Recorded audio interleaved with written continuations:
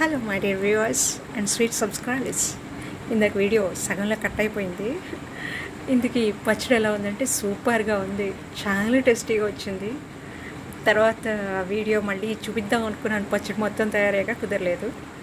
అది ఇంగ్రీడియంట్స్ ఏమేమి వేసానంటే తాలింపు వేస్తాం కదండి, ఆవాలు జీలకర్ర ఎండుమిర్చి, కందిపప్పు మాత్రం కొంచెం ఎక్కువ వేసాను చారెడు, తర్వాత మినపప్పు కొంచెం టేస్ట్ని బట్టి. నేనైతే కందిపప్పు అయితే ఎక్కువ వేసాను, మినపప్పు కొంచెం తక్కువ వేసాను.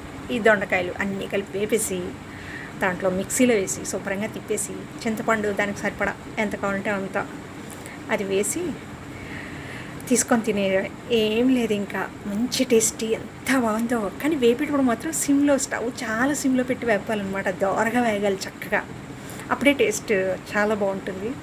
పచ్చడి అయితే సూపర్ ఉంది. అసలు ఆ పచ్చిమిరపకాయ పచ్చడి చేసేటప్పుడు అయితే ఏం జరిగిందంటే, ముందుసారి పచ్చిమిరపకాయ పచ్చడి చేసాం కదా, వద్దు మేడం బాబు ఆ పచ్చడి చేస్తే ఆ ఇంగ్రీడియంట్స్ వేస్ట్ అయిపోతాయి, అది క్లిక్ అవ్వకపోతే అన్నాను కదా రాజేష్. చేయడానికి ముందు మేము ఏం చేసామంటే ఒక పచ్చిమిరపకాయ తను నేను తిన్నాం, గుయ్యి ఉంది, ఎంత కారం ఉంటే అంత కారం. అప్పుడైనా మానేయాలి కదా, అయినా అబ్బాయి నేను అస్సలు మానలేదు. ఆ పచ్చిమిరకాయలు నూనెలో వేపేసి శుభ్రంగా అందులో కొంచెం కందిపప్పు ఎక్కువ వేసామట కారం తగ్గడానికి. ఆ ట్రిక్ వీళ్ళకి తెలియదు. వాళ్ళు ఏమన్నారంటే, మేడం ఎలా కారం అంతా ఏమైంది, కారం లేదు ఎలా చేస్తారని. కందిపప్పు వేయడం వల్ల కారం అంతా కందిపప్పు తీసేసుకొని పచ్చడి అయితే బాగా వచ్చింది, చాలా బాగుంది. అంటే కందిపప్పు మరీ ఎక్కువ కాదు, ఒక చారెడు, అదే తాలింపు వేసినట్టుగానే ఆవాలు జీలకర్ర ఎండుమిర్చి ఇంకా అక్కర్లేదు, పచ్చడి కాబట్టి ఆవాలు జీలకర్ర కరివేపాకు, తర్వాత మినపప్పు కందిపప్పు మాత్రం కొంచెం ఎక్కువ వేసాను అనమాట. సూపర్ వచ్చింది. ఇప్పుడు దొండకాయ పచ్చడి కూడా సూపర్, అస్సలు చేదే లేదు.